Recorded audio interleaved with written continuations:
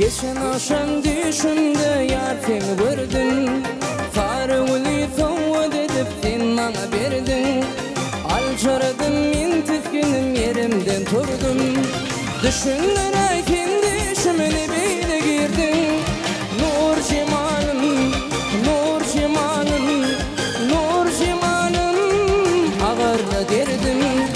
Nur cemalım, nur cemalım, nur cemalım, ağırla derdim.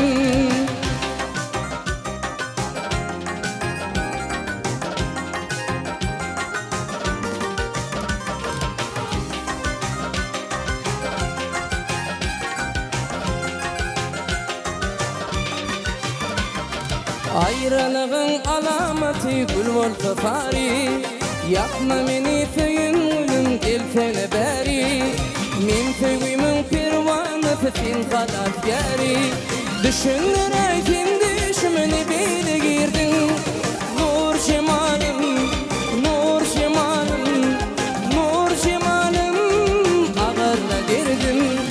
Nur cemalım, nur cemalım, nur cemalım, ağırla derdim.